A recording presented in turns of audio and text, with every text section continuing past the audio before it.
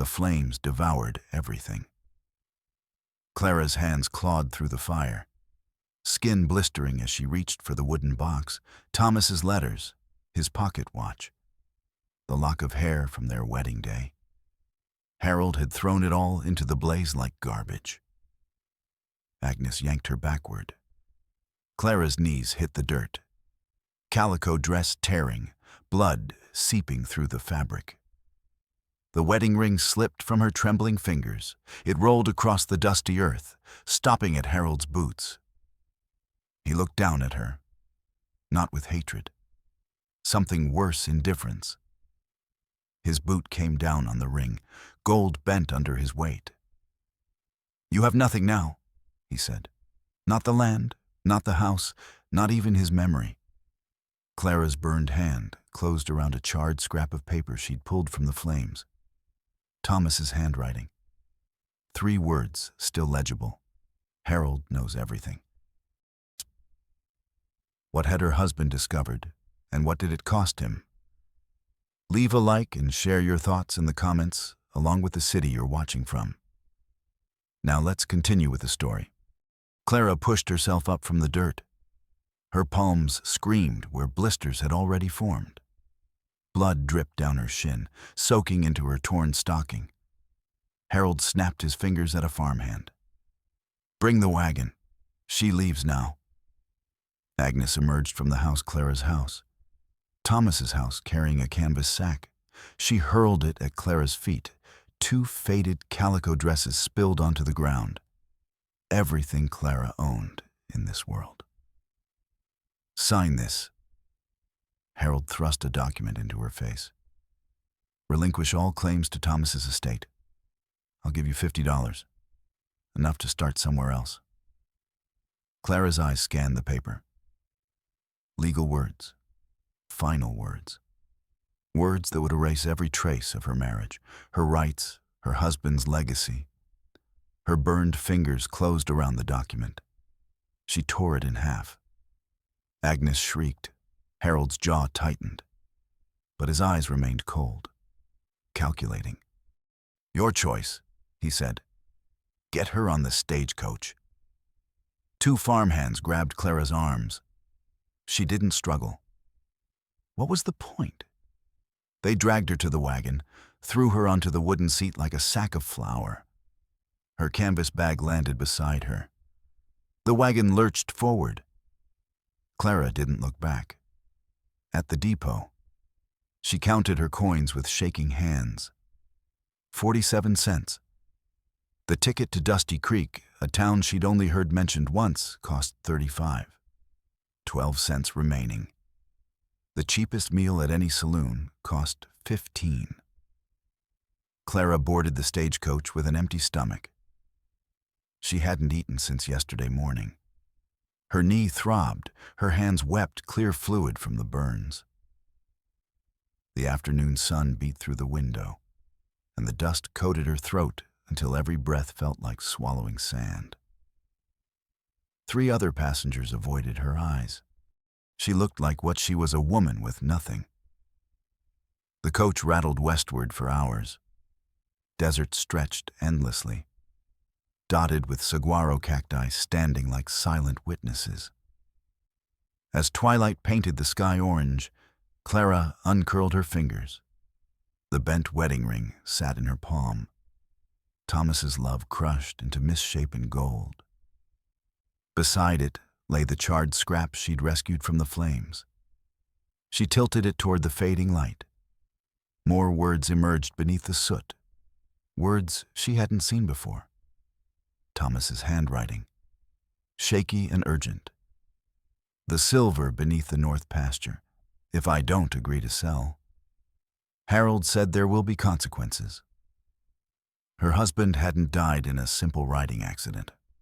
The stagecoach deposited Clara in Dusty Creek as the sun bled into the horizon. Red dust covered everything: the wooden storefronts, the hitching posts, the water troughs where horses drank lazily. Saguaro cacti lined the road leading into town, their arms raised like surrendering soldiers. The air smelled of dry grass, horse manure, and something cooking somewhere, bread, maybe, or beans simmering in a pot. Clara's legs buckled when her feet hit the ground. She grabbed the coach door, steadying herself. The driver didn't notice. Nobody noticed. She was invisible here. A ghost wrapped in torn calico. The main street stretched before her. Perhaps a dozen buildings on each side. A general store with barrels on its porch. A blacksmith's forge glowing orange in the dimming light. A church steeple rising at the far end, its cross silhouetted against the burning sky. And there the Dusty Creek Saloon and Eatery. Yellow light spilled from its windows.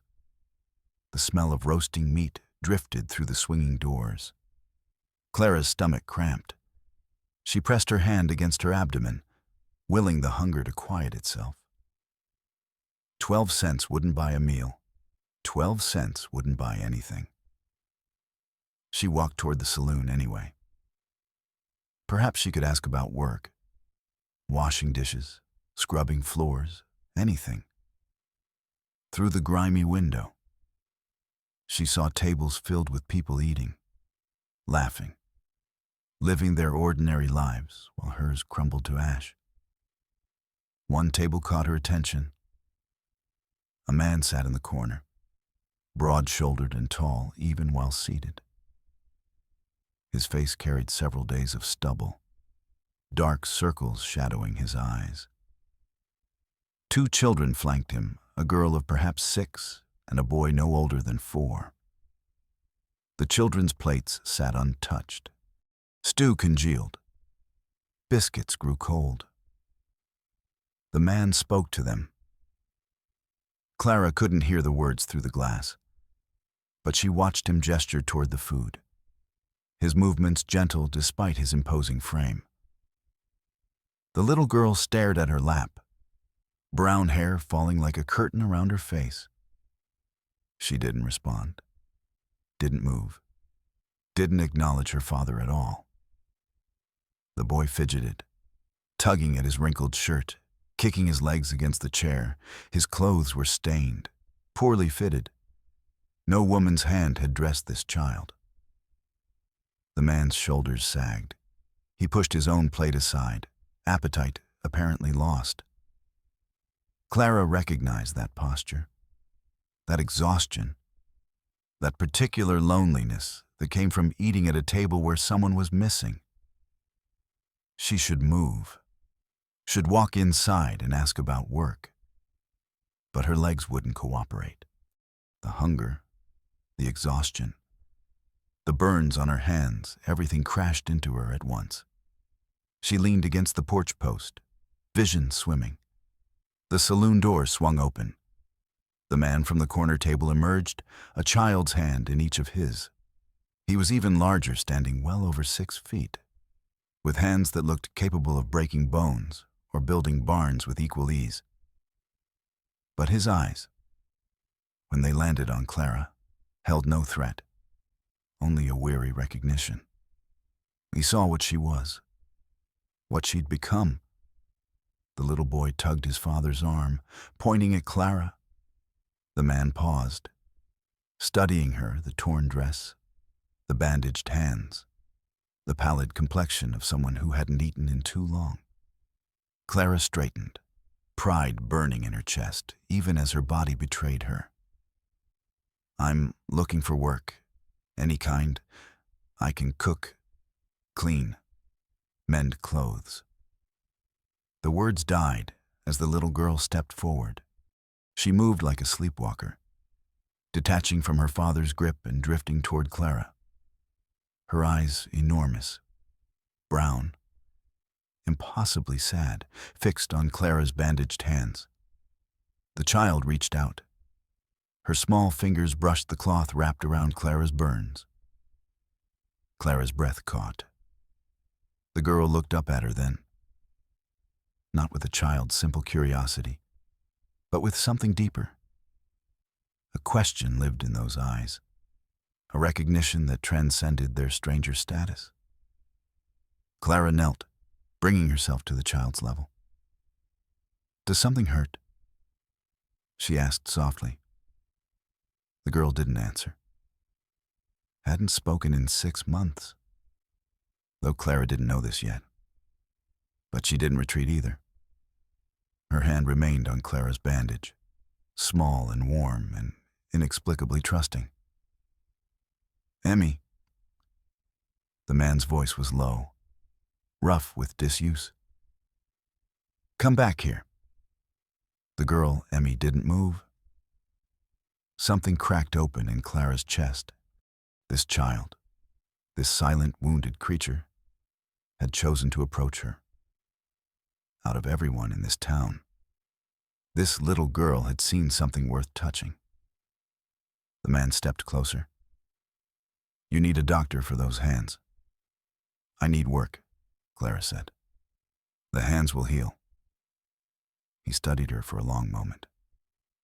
His gaze flicked to Emmy, still anchored to Clara's side. "I'm Ryder McAllister. I've got a ranch 3 miles out." He paused, something shifting behind his eyes. "My wife passed 8 months ago. The house is... the children are..." He stopped, started again. "You need a safe place. My children need a gentle mother's hand." Clara's heart stuttered. "I'm offering honest work." He continued. "Housekeeper. Separate room. Fair wage. Nothing improper. She should ask questions. Should demand details. Should be suspicious of a stranger offering shelter." But Emmy's fingers curled around hers, and the little boy had crept forward too, peering at Clara from behind his father's leg. These children were starving, not for food, for something far more essential. Clara remembered being 7 years old, standing beside her mother's grave. No hand to hold, no voice to comfort her. She'd sworn then, with a child's fierce certainty, that she would never let another little one feel so alone. "I accept," she said. Ryder nodded once. No smile. But something like relief loosened the tension around his eyes. He helped her onto his wagon. Emmy climbed up beside Clara immediately. The boy, Sam. Ryder called him, scrambled into the back. The wagon rolled out of town as darkness settled over the desert. They passed the cemetery at the edge of Dusty Creek. Wooden crosses and stone markers dotted the hillside. Some weathered with age, others painfully new. One grave stood apart, closer to the road. Fresh flowers lay against the headstone. The earth still looked recently turned. Ryder's hands tightened on the reins. His jaw set hard. He didn't look at the grave, but his knuckles went white. Beside Clara, Emmy began to tremble. The little girl's fingers clamped down on Clara's hand with sudden, desperate strength. A small whimper escaped her throat, the first sound Clara had heard her make. Emmy's eyes were fixed on that fresh grave, tears streaming silently down her pale cheeks. The McAllister house sagged beneath the weight of its grief. Clara stood in the doorway that first morning, surveying the damage. Dishes crusted with old food teetered in stacks beside the dry sink. Ash spilled from the cold cast-iron stove, dusting the floor in gray. Clothes lay scattered across chairs, draped over doorknobs, piled in corners. Cobwebs laced the ceiling beams. The air tasted of dust and abandonment. On the mantel, a photograph watched over the chaos. A woman with soft brown hair and gentle eyes smiled from the frame. Margaret McAllister, the ghost who haunted every room. Clara's chest tightened. Something about that face tugged at her memory, familiar in a way she couldn't place. She pushed the thought aside. There was work to do. By noon, she had scrubbed the dishes until her burned hands screamed. By evening, she'd swept the floors, beaten the rugs, and coaxed the stove back to life. The smell of wood smoke replaced the mustiness. Sam watched from the doorway, thumb in his mouth. Emmy stayed in her room, invisible. The second day, Clara made stew in the Dutch oven, carrots, potatoes, salted beef simmering for hours. When she ladled it into bowls, Sam crept to the table. He ate 3 bites, more than he'd eaten in weeks. Ryder told her later, his voice rough with something that might have been gratitude. Emmy's bowl went cold. Clara didn't push. She wrapped the stew in cloth, left it outside Emmy's door, and walked away. By the third morning, the bowl was empty. Small victories. Clara collected them like coins, hoarding hope against the poverty of her situation. She washed the children's clothes, scrubbing grass stains and food spots until the fabric came clean. She mended torn seams with the needle and thread she'd found in Margaret's sewing basket. The clothes still didn't fit properly, Sam's pants too long. Emmy's dress too tight, but they were clean. They were cared for. On the 4th day, Sam spoke to her. "What's that?" He pointed at the pie crust she was crimping. "Apple pie? Do you like apples?" He shrugged, but didn't leave. He watched her work, asking questions every few minutes. Why did the crust need holes? Why did the apples turn brown? Why did the stove make that sound? Clara answered each one. The boy's curiosity was a river breaking through a dam, rushing out after months of silence. That night, the family ate together at the table. Ryder at the head, Sam chattering between bites, Emmy silent in her chair. But Emmy was there. She'd emerged from her room without being asked. Progress. On the 5th day, Clara caught Ryder watching her through the window as she hung laundry. When she turned, he looked away quickly, but not before she saw something shift in his expression. Something that made her cheeks warm despite the desert heat. That evening, she found wildflowers in a cracked vase on the kitchen table. Ryder said nothing about them. Neither did Clara. But she touched the petals before she went to bed, and something tight in her chest loosened. The 7th day brought a breakthrough. Clara discovered Emmy's secret by accident. She'd gone to change the bed sheets and found the girl curled on her mattress, clutching a worn calico dress. Margaret's dress. The fabric was stained, fraying at the seams, but Emmy held it like a lifeline. "That was your mama's," Clara said softly, kneeling beside the bed. Emmy's arms tightened around the dress. Her eyes, so like the woman in the photograph, flashed with something fierce, protective. "You don't have to let go of it." Clara kept her voice gentle. "You don't have to let go of anything." She didn't try to take the dress, didn't try to wash it or mend it. She simply sat beside Emmy's bed and began to hum a lullaby her own mother had sung decades ago, before fever stole her away. Emmy didn't look at her. But after a long moment, the tension in the girl's shoulders eased. Her breathing slowed. Her fingers, still clutching the dress, brushed against Clara's hand. Clara hummed until the child slept. When she rose to leave, she found Ryder standing in the doorway. His eyes glistened in the lamplight. He opened his mouth, closed it, then simply nodded and walked away. Some things lived beyond words. The days that followed blurred together in a haze of domestic rhythm. Clara taught Sam to count using dried beans. She showed him how to gather eggs without startling the chickens. His laughter began to ring across the property, bright and unrestrained. Emmy remained silent, but her silence changed texture. She started sitting closer to Clara at meals. She followed Clara to the garden, watching her pull weeds. Once, Clara felt small fingers touch her hair, a fleeting brush. Quickly withdrawn, but unmistakable. Ryder changed too. He shaved his beard, revealing a strong jaw beneath.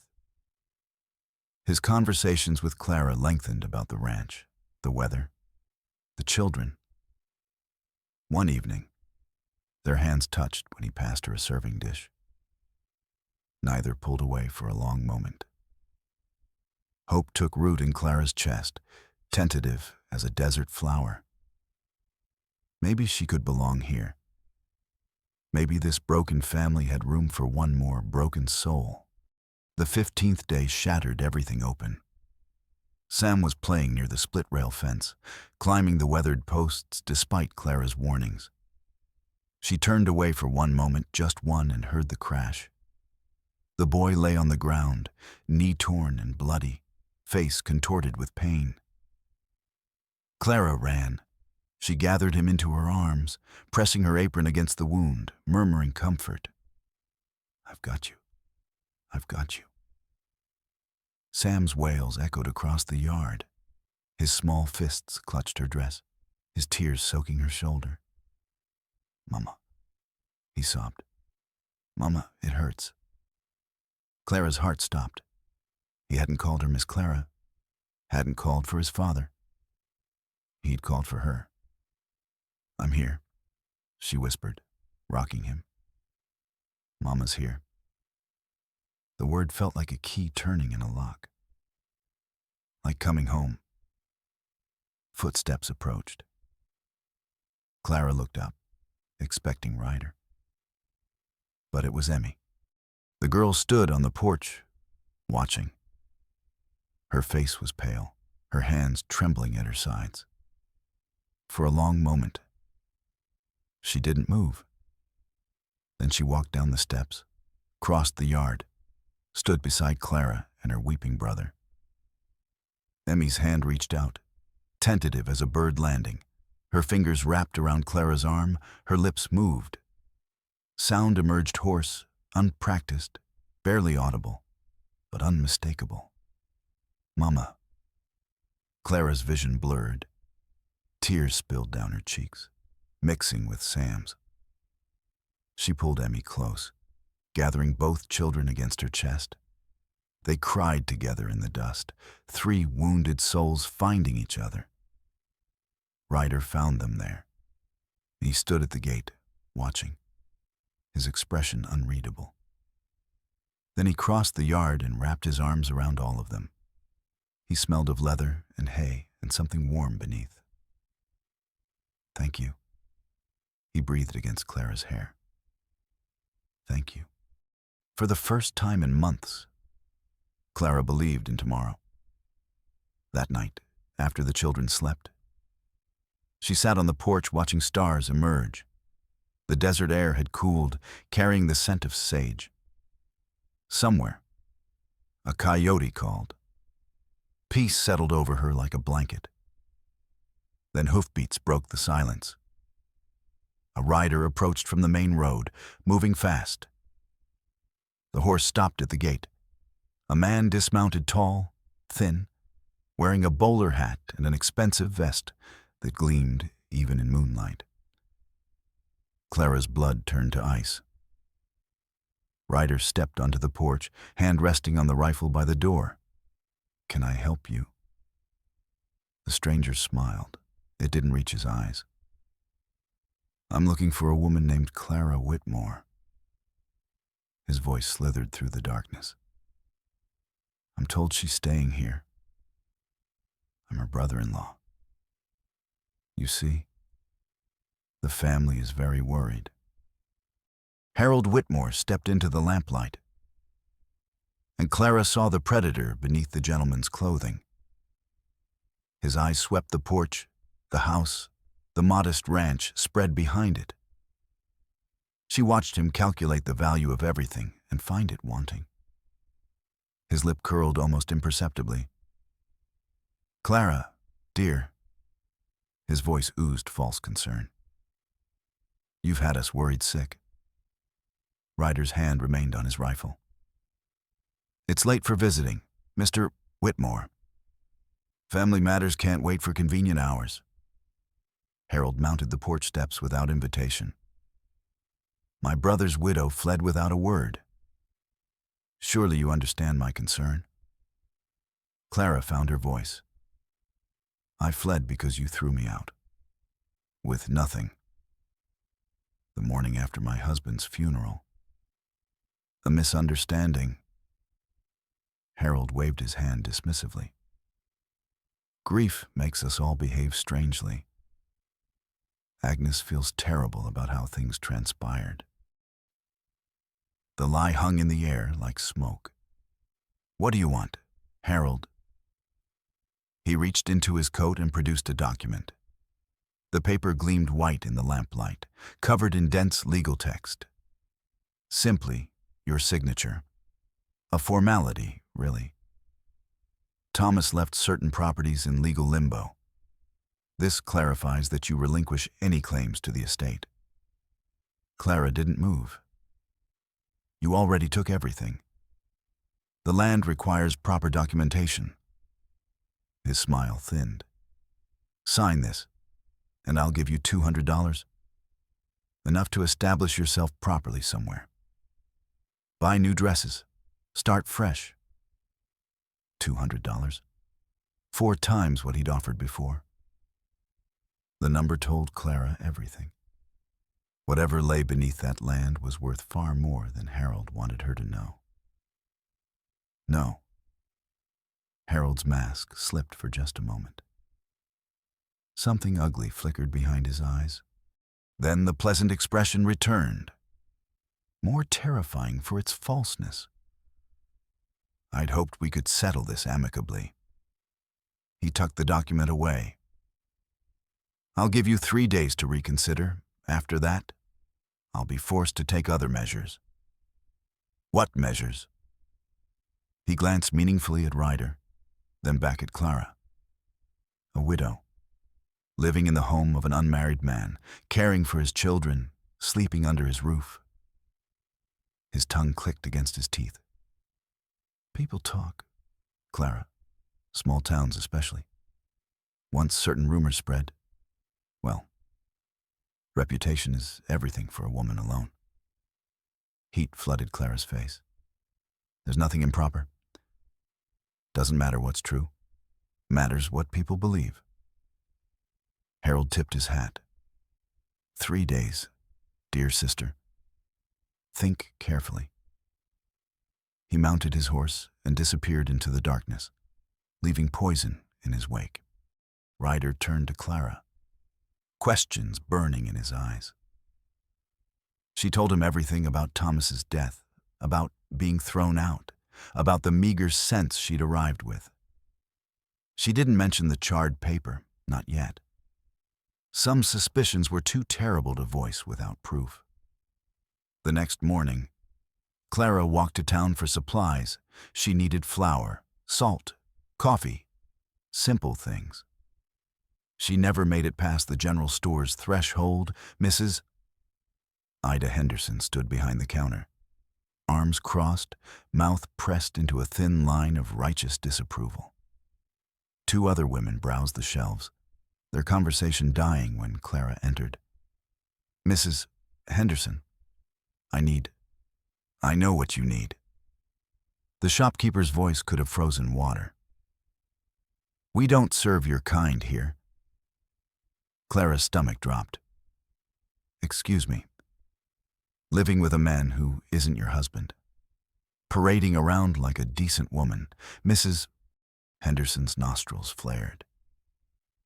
Your brother-in-law told us all about you. Running off in the night, abandoning your family responsibilities. Now playing house with Ryder McAllister while his wife's body is barely cold. The other women whispered behind their hands. That's not true. Clara's voice emerged smaller than she intended. I'm his housekeeper, nothing more. Is that what they're calling it now, Mrs.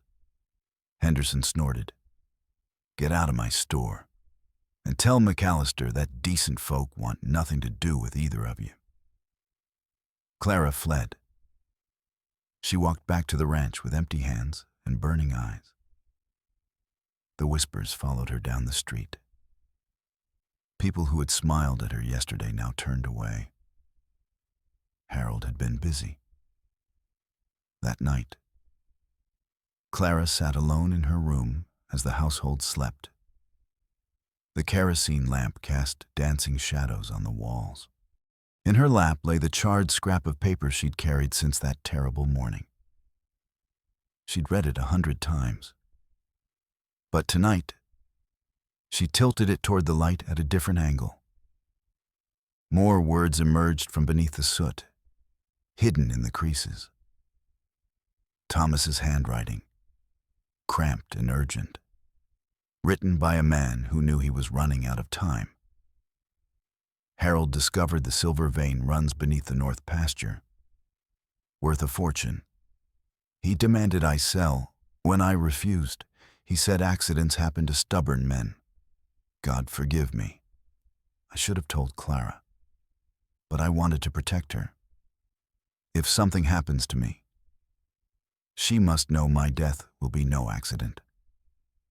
Clara's hands shook so violently the paper nearly tore. Her husband had known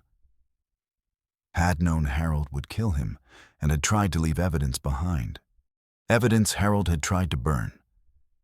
Not knowing Clara would rescue this fragment from the flames. Thomas hadn't died in a riding accident. He'd been murdered. And his murderer was here, in Dusty Creek, demanding she sign away the proof of his crime. A soft knock broke the silence. Clara shoved the paper under her pillow, heart hammering. Yes. The door creaked open.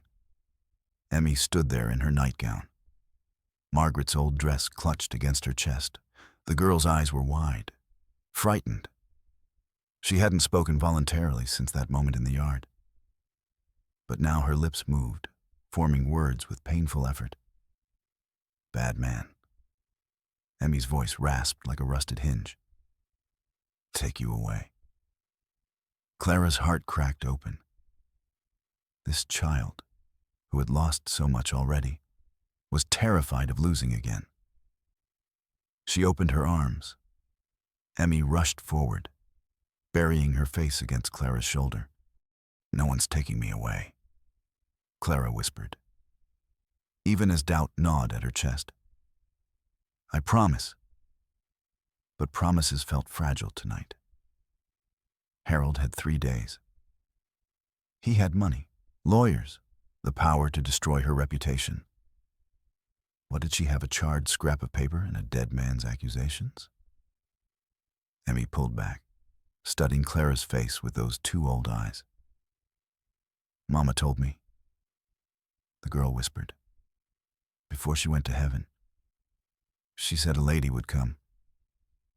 Lady with sad eyes? Lady with hurt hands? Emmy touched Clara's scarred palm. She said I should love her. Said she'd love me back. Clara couldn't breathe. Margaret had described her. Before she died, Ryder's wife had somehow seen Clara coming, the sad eyes, the burned hands. An impossible coincidence. A prophecy. A ghost's final gift. Your mama knew, Clara managed. Emmy nodded solemnly. She said the lady would make Papa smile again, make us a family. The girl's chin trembled. Please don't let the bad man win. Clara held the child tighter, mind reeling. In the main room, she heard Ryder moving. Heard him open something, a drawer, a box. Pages rustling, a sharp intake of breath. Then silence. Minutes later, footsteps approached her door. Ryder appeared behind Emmy, his face pale in the lamplight. He held a leather journal, Margaret's journal. Clara realized. I found this tonight.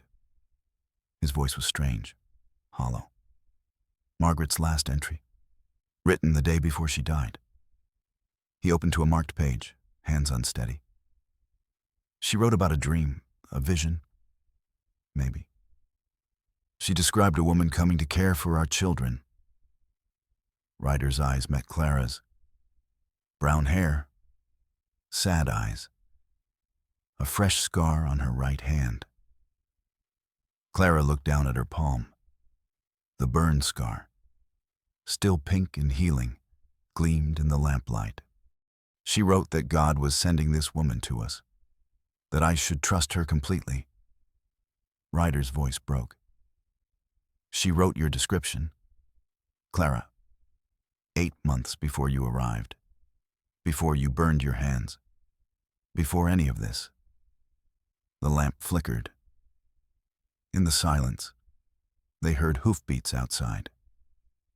Multiple horses, torches bobbing in the darkness. Ryder crossed to the window. Harold's back, he said grimly. And he's brought the sheriff. The sheriff's voice carried through the thin walls. Harold Whitmore has filed formal charges: theft of family property, flight from legal obligations. A pause. The circuit judge arrives tomorrow morning. There'll be a hearing? Clara pressed her hand against her mouth, stifling the sob that threatened to escape. Emmy clung to her nightgown, trembling. Ryder's response was too low to hear. Footsteps, the door closing, horses retreating into the night. He appeared in Clara's doorway moments later, face carved from stone. They can't prove anything, he said. We'll fight this. But Clara saw what he wouldn't say, the set of his jaw, the worry lines carved deep around his eyes. Harold had money, influence, lawyers. The Whitmore name carried weight across 3 territories. What did Ryder have? A struggling ranch, 2 motherless children, a reputation now tainted by association with her. She had brought ruin to this house. The realization crystallized with terrible clarity. Every moment she stayed, she dragged them deeper into Harold's crosshairs. The children would suffer. Ryder would lose everything: his standing, his livelihood, perhaps even custody of Emmy and Sam if the court deemed him unfit. Because of her, Clara waited until the house fell silent, until Ryder's breathing deepened in the next room, until the children's small bodies relaxed into dreams. Then she rose. Her hands moved mechanically, folding the 2 calico dresses she'd arrived with. She left behind the new apron Ryder had bought her, left the hairbrush she'd borrowed from Margaret's things, left the dried wildflowers pressed between the pages of the family Bible. On the kitchen table, she placed the embroidered handkerchief Ryder had given her last week. Such a small gift, such an enormous meaning. She wrote a letter by candlelight. The words blurred through her tears. Forgive me. I cannot let my troubles destroy your family. You have given me more kindness than I deserved. Please tell Emmy and Sam that leaving them is the hardest thing I have ever done. They deserve a mother without shadows following her.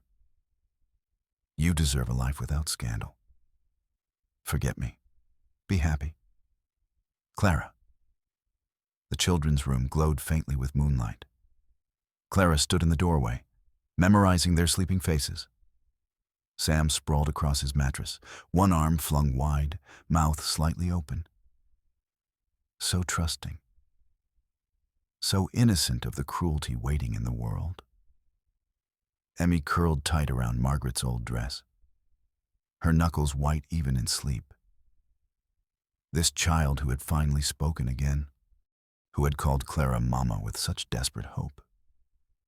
Clara bent and pressed her lips to Sam's forehead. He stirred, murmuring something unintelligible. Mama. He sighed. Stay. Her heart shattered into 1,000 pieces. She kissed Emmy's hair, breathing in the scent of soap and sunshine. A tear dropped onto the girl's cheek. Emmy's brow furrowed in her sleep. Clara fled before she lost her courage. The night swallowed her whole. She walked without direction, following the road away from town, away from the ranch, away from everything she'd briefly dared to love. Stones cut through her thin shoes, the desert cold seeped into her bones. She walked for hours, through the darkness, through the false dawn, through the sunrise that painted the sky in colors she couldn't appreciate. By mid-morning, she reached the river. It wasn't much of a river, a desert waterway, shallow in most places, deeper where the current carved into the red rock banks.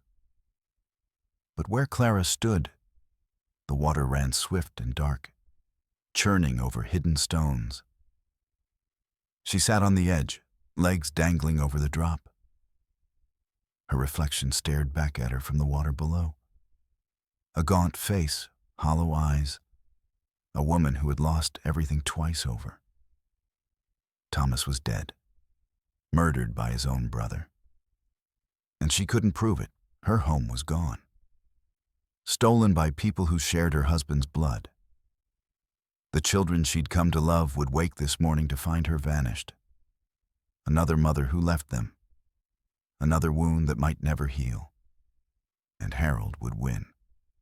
He always won. Men like him shaped the world to their will, crushing anyone who stood in their path. Clara uncurled her fingers. The bent wedding ring sat in her palm. Thomas's love twisted into misshapen gold. "I tried," she whispered to the rushing water. "Thomas, I really tried." The river offered no answer, only the endless churning, the patient erosion of stone. She thought about the water, how cold it would be, how quick. Her feet inched forward, pebbles tumbled from the ledge, disappearing into the current. One more step, just one more, and the pain would stop. "Miss Clara." The voice came from far away, high and desperate, impossible. Clara turned. Emmy stood on the ridge behind her, chest heaving, face streaked with tears and dust. Her nightgown was torn, her feet bare and bleeding from the rocky terrain. Ryder's old hound dog panted beside her, having led the child through the wilderness by Clara's scent. "No," Clara breathed. "Emmy, how did you—" The girl ran, stumbled, fell, pushed herself up and kept running until she crashed into Clara's arms with enough force to knock them both backward, away from the ledge. "Please." Emmy's voice scraped raw, words tumbling out in a flood. "Please don't go. Please don't leave. I don't want another mama to die." Clara clutched the child against her chest, both of them shaking violently. "I can't," Emmy sobbed. "I can't do it again. When Mama went away, everything went dark. Then you came, and the dark went away. Please, Miss Clara, please don't make the dark come back." The words pierced through Clara's numbness. This child had walked miles through the desert night to find her, had risked everything, snakes, coyotes, the endless ways the wilderness could kill, because losing Clara was more terrifying than any danger. Clara looked back at the river, at the dark water that had seemed so inviting moments ago. What had she almost done? "I'm sorry." The words tore from her throat. "Emmy, I'm so sorry. I thought leaving would protect you." "Don't want protecting." Emmy's fingers dug into Clara's dress. "Want you. Want Mama Clara." They cried together on the rocky ground. The sun rose higher, burning away the morning chill, but neither moved. The hound dog lay beside them, keeping watch. Clara didn't know how long they stayed there. Long enough for her tears to run dry. Long enough for the terrible pull of the river to fade into something manageable. Hoofbeats thundered across the desert. Ryder appeared on the ridge, face wild with fear. He vaulted from his horse before it fully stopped, boots sliding on loose stones. Clara. His voice cracked on her name. Thank God. Thank God. He dropped to his knees beside them, pulling both Clara and Emmy into his arms. His whole body shook. When I saw your letter... He couldn't finish. His hand cupped the back of Clara's head, pressing her face against his shoulder. Don't you ever do that again. I thought it was better, Clara whispered. If I disappeared? Better. Ryder pulled back, gripping her shoulders. His eyes blazed with something fierce. We spent the whole night searching. Sam won't stop crying. The whole town is looking. And you thought leaving was better. Harold will destroy you. Your reputation. Your ranch. Let him try. Ryder's jaw set hard. You think I care about reputation, about what people whisper, Clara? When I read that letter, I thought... His voice broke. I thought I'd lost you, the way I lost Margaret. I thought I'd have to tell my children that another mother was gone. Clara had no words.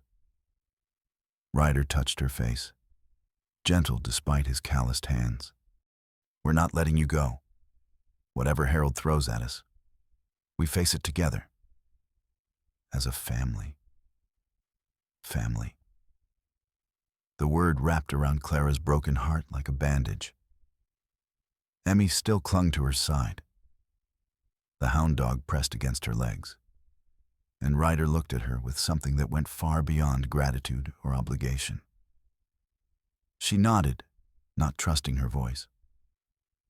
They rode back together, Emmy in Clara's lap, the horse picking its way carefully across the rocky terrain. No one spoke. No words were necessary. When they reached the ranch, Sheriff Crawley's horse was tied at the gate. The lawman stood on the porch, hat in hands, expression grim. Ryder, ma'am. He stepped forward. I've got news. Jim Dawson rode in from Silver Springs an hour ago. Beat half to death. Someone didn't want him reaching town. Clara's blood chilled. Jim Dawson. The name from Thomas's letter. The witness. He's alive. The sheriff continued. Barely. Doc Webb's working on him now. His eyes met Clara's. Before he passed out, he said one thing. Said he has evidence that Thomas Whitmore was murdered. And he knows who did it. Clara sat at the kitchen table, hands wrapped around a cup of coffee she couldn't taste. Ryder paced before the cold fireplace.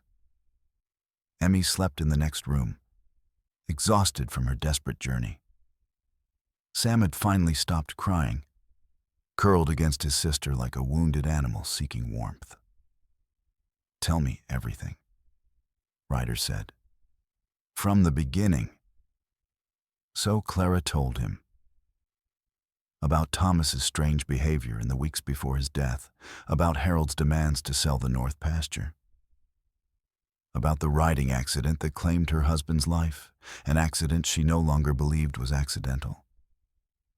She showed him the charred paper. Ryder read it 3 times, his face growing darker with each pass. Silver, he murmured. That's why Harold wants the land so badly. Not sentiment. Not family obligation. Money. Thomas knew. Clara's voice steadied as she spoke. Anger replacing despair. He knew Harold would kill him, and he tried to leave evidence. But Harold burned everything. This scrap is all that survived. It's not enough for a court. Ryder set the paper down carefully. A fragment, partial sentences. Harold's lawyers will tear it apart. I know. Clara stared at her scarred hands. That's why I thought running was the only option. Without proof, Harold wins. He always wins. Ryder stopped pacing. He stood before the mantel, studying Margaret's photograph with an expression Clara couldn't read. Clara. His voice changed, weighted with something heavy. There's something I need to tell you. Something I should have said the moment I learned your husband's name. She looked up. 3 years ago, I was traveling by stagecoach from Tucson. Bandits hit us outside Red Mesa. Ryder's hands gripped the mantel edge. They were going to kill everyone, take the strongbox and leave no witnesses. Clara's heart began to pound. One passenger fought back. A man traveling alone. He took a bullet meant for me. Ryder turned, his eyes meeting hers. Thomas Whitmore saved my life. I never forgot his name, never forgot his face. I swore if I ever had the chance to repay him. The room tilted. You knew my husband not well. We spoke only during the journey and the aftermath, but I owed him everything. Ryder crossed to her, kneeling beside her chair. When you told me your name that first night in town, something stirred. I didn't connect it until I saw your wedding ring, the inscription T.W. to C.W. Thomas Whitmore to Clara Whitmore. Clara touched the bent gold on her finger. I didn't help you just because the children needed care. Ryder's voice roughened. I helped you because your husband saved my life. Because whatever debt I owed him, I could repay through protecting you. A knock interrupted them. Doc Webb stood on the porch, medical bag in one hand, a small wooden box tucked under his arm. His weathered face was grave. Ryder. Ma'am, may I come in? They sat him at the table. The doctor placed the wooden box between them, like an offering. Margaret gave me this. 2 days before she passed. His fingers traced the carved lid. She made me swear to keep it hidden until the right woman came. A woman with sad eyes and scarred hands. Clara's breath caught. I thought she was delirious. The fever. The pain, people say strange things at the end. Doc Webb shook his head. But she was so certain. She described you exactly. Mrs. Whitmore. 8 months before you arrived. He opened the box. Inside lay 2 envelopes, one addressed in delicate feminine script, to the woman who will love my children. The other sealed with wax, bearing Thomas's handwriting for my wife, Clara, to be opened only after my death. Clara's hands trembled as she reached for Thomas's letter. The seal cracked, pages unfolded.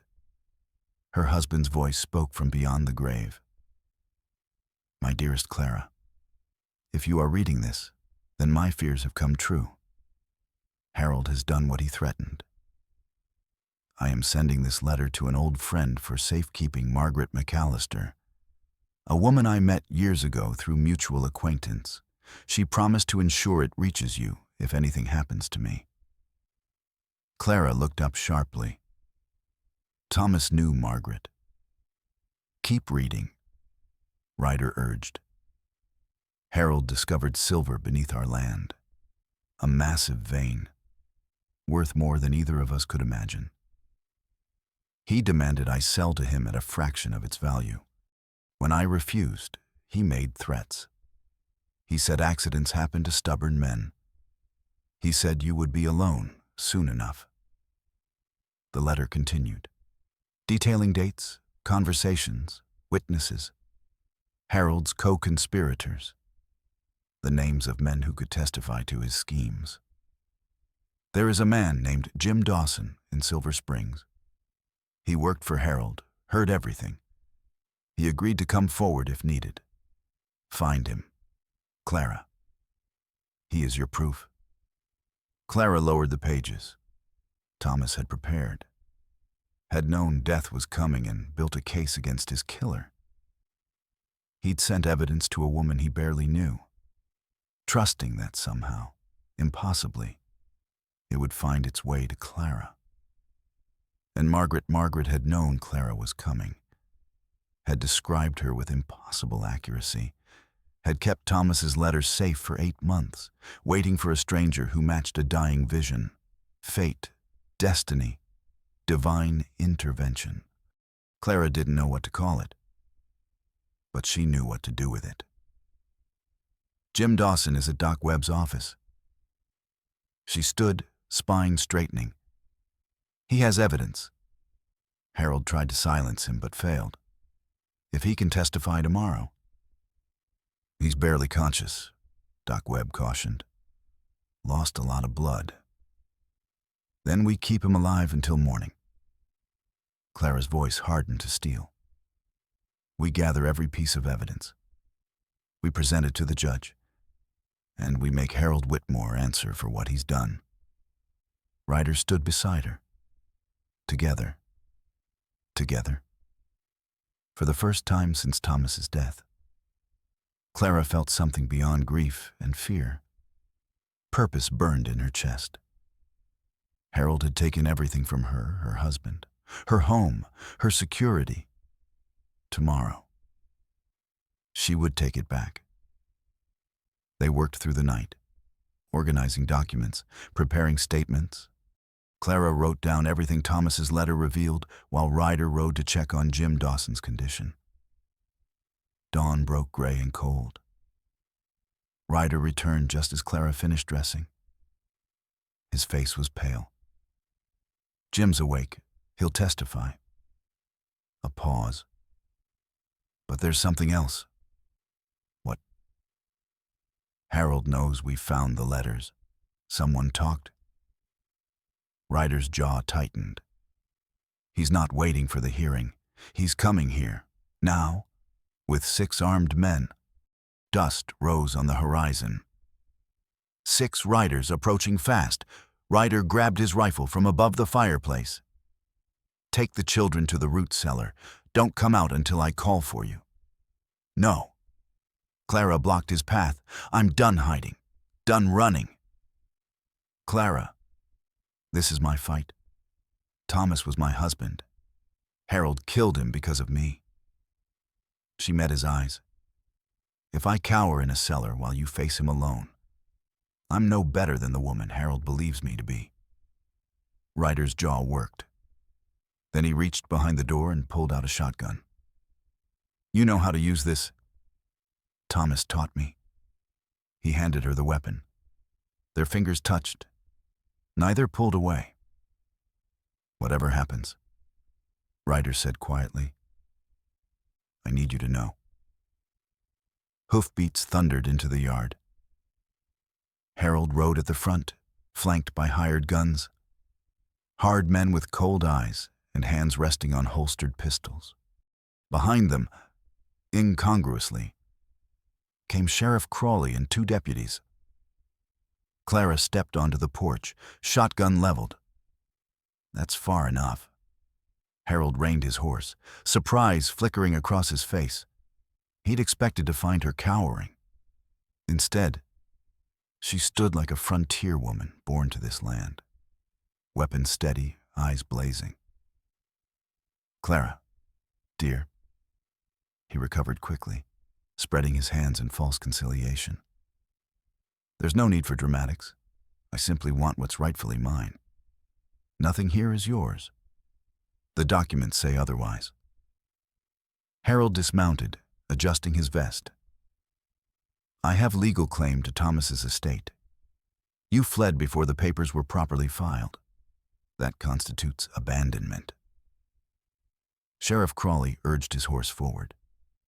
Ma'am, I have a court order. You need to come with us for the hearing.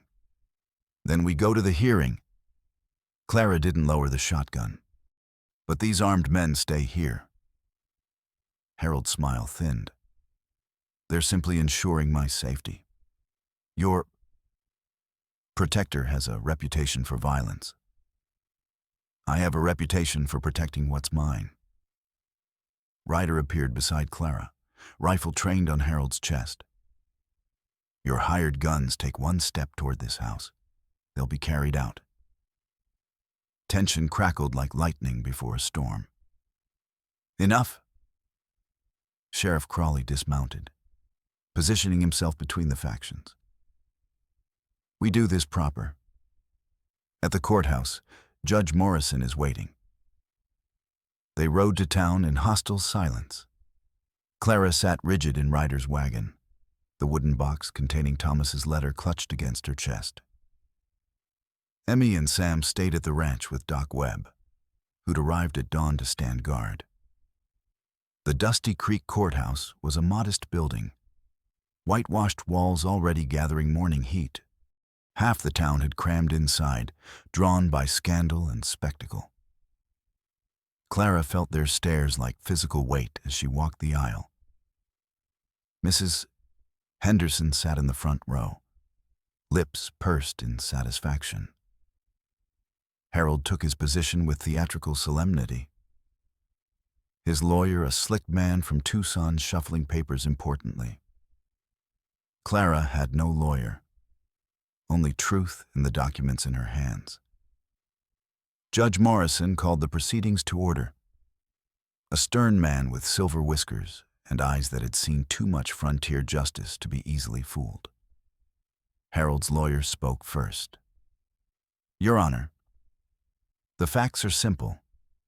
Clara Whitmore abandoned her legal responsibilities following her husband's death. She fled without settling the estate, taking personal property that belongs to the Whitmore family.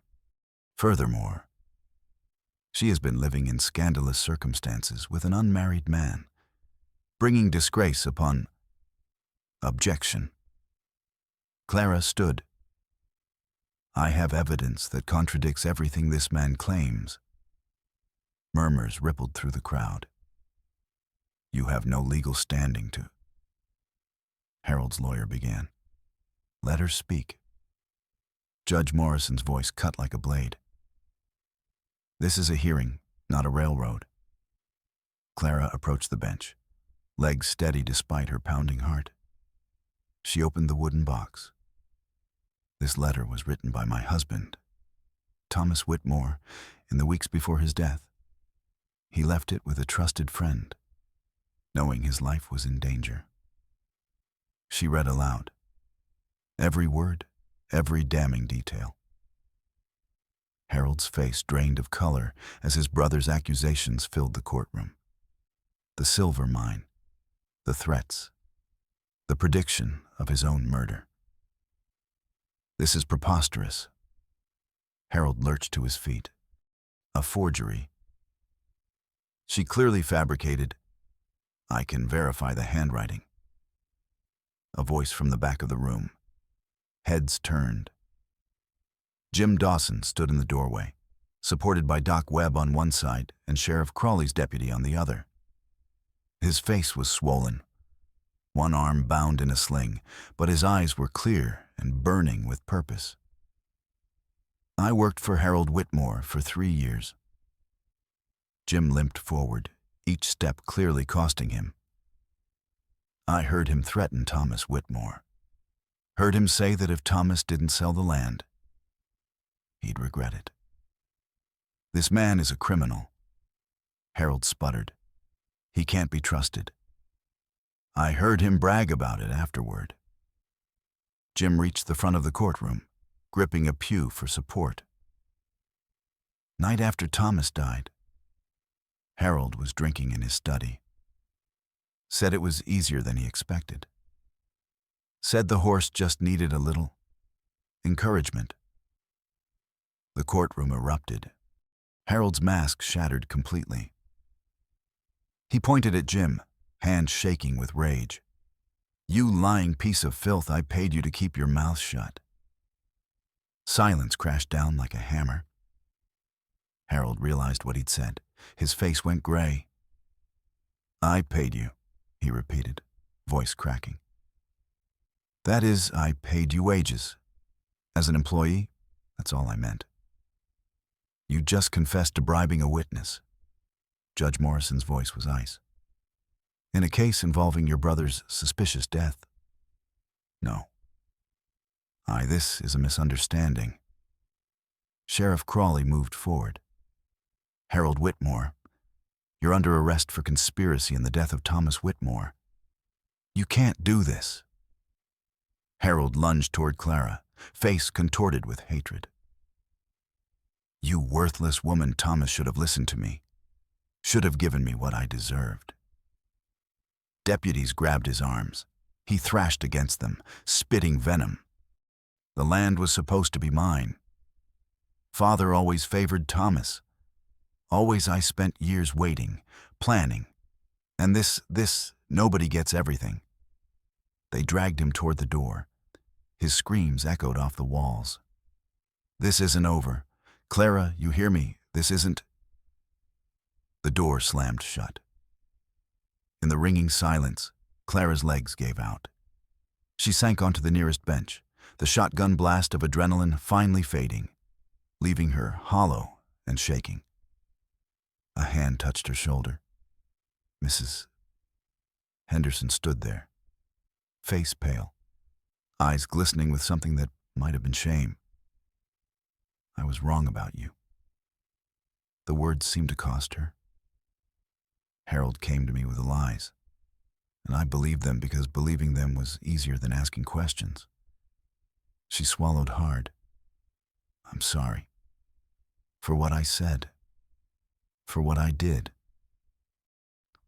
Clara looked at this woman who had humiliated her, spread rumors, turned the town against her. She could hold the grudge. Could let bitterness take root instead. She nodded. Grief makes us all do strange things. Mrs. Henderson's chin trembled. She squeezed Clara's shoulder once, then retreated. Others approached. People who had whispered now offered apologies. Hands that had closed doors now reached out in welcome. Clara accepted each gesture, too exhausted to feel vindicated, too drained to feel much of anything. Thomas's name was cleared. His murderer would face justice. The land, the silver, would remain hers. But none of it brought him back. Ryder appeared at her side. Without a word, he helped her stand, guided her through the dispersing crowd, out into the harsh Arizona sunlight. Emmy and Sam were waiting by the wagon, having escaped Doc Webb's supervision the moment they heard the news.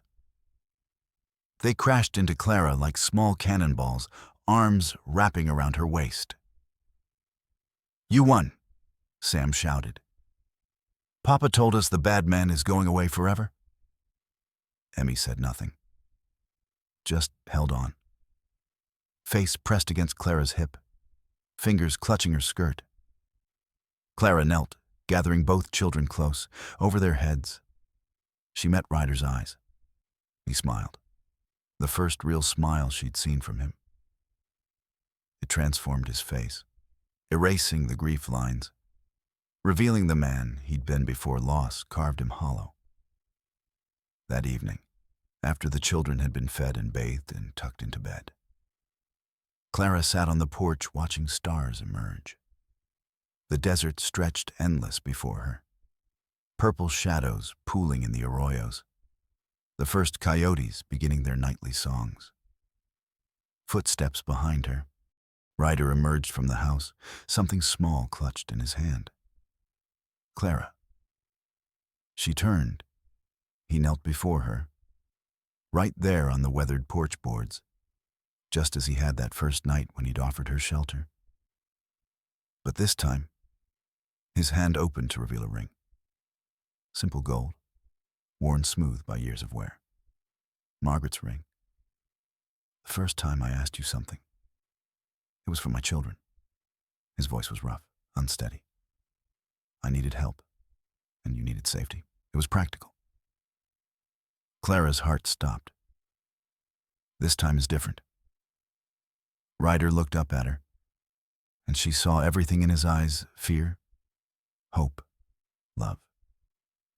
This time, I'm asking for me. Only me. Clara looked at the ring in Ryder's calloused palm. 2 rings in one lifetime. The first had been given with nervous laughter and whispered promises in a church back east. That ring now sat bent and scarred in her pocket, a relic of love lost to violence and greed. This ring carried different weight.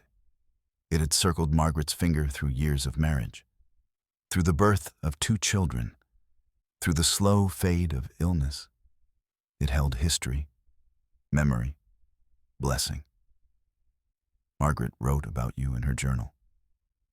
Ryder's voice was barely above a whisper. She said when I found you, I shouldn't let fear hold me back. She said love doesn't diminish by being shared, it multiplies. Clara's vision blurred. I loved my wife. Ryder continued. Part of me always will, but she's gone, and you're here, and these past weeks. He paused, steadying himself. You brought light back into this house. You gave my children their voices again. You gave me reasons to keep going. The coyotes sang in the distance. Stars wheeled overhead, ancient and indifferent to the small human dramas unfolding beneath them. I'm not asking you to replace Margaret. Ryder lifted the ring higher. I'm asking you to stand beside me, to build something new from what we've both lost, to be my wife, my partner, my family. Clara reached down and cupped his face in her scarred hands. Yes. The word came out simple, unadorned, carrying the weight of everything she couldn't articulate. Yes to him. Yes to the children. Yes to this harsh, beautiful land that had somehow become home. Ryder slid the ring onto her finger. It fit perfectly. He rose and pulled her into his arms. They stood together on the porch, holding each other while the desert night wrapped around them like a blessing. 1 month later, the church bell rang across Dusty Creek. Clara walked the aisle in a white cotton dress, simple, homemade, perfect. Wildflowers from the desert formed her bouquet, their colors bright against the fabric. Emmy walked before her, scattering petals with solemn concentration. Sam carried the rings on a small pillow, tongue poking out in focus as he tried not to drop them. The pews held familiar faces now. Doc Webb sat in front, eyes suspiciously bright. Sheriff Crawley stood near the back, hat in hands. Even Mrs. Henderson had come, her expression soft with something like redemption. Ryder waited at the altar, wearing a suit that looked borrowed and uncomfortable. But his smile, that smile, erased at everything else. The ceremony was brief. Western practicality didn't allow for lengthy proceedings. But when Ryder kissed her, the congregation erupted in cheers that rattled the windows. Afterward, they gathered at the ranch for food and celebration. Neighbors who had shunned Clara weeks ago now pressed her hands and offered blessings. Children ran shrieking through the yard, while adults swapped stories and laughter. As evening fell, Clara stood on the porch watching the last guests depart. Emmy leaned against her hip, half asleep. Sam had already surrendered to exhaustion, carried to bed by Ryder an hour ago. Inside the house, 2 photographs hung side by side on the mantel. Thomas smiled from one frame, Margaret from the other. Their ghosts no longer haunted this place, they blessed it. Ryder joined her, sliding an arm around her waist. "What are you thinking?" Clara considered the question. She thought about the fire that had consumed her old life, about the stagecoach ride with 47 cents and no hope, about a little girl's hand reaching for hers outside a dusty saloon. "I'm thinking that home isn't a place." She leaned into his warmth. "It's the people who refuse to let you go." Ryder pressed his lips to her hair. "Then you're my home. Clara McAllister." She smiled at the name. Her name now. A new chapter written over the ashes of the old. Emmy stirred against her side, murmuring something unintelligible. Clara lifted the drowsy child into her arms. "Let's go inside," she said. "Our family is waiting." 1 year later. Clara stood before the kitchen table as evening light spilled through the windows. The table was fuller now. Emmy helped Sam with his letters, her voice patient and clear.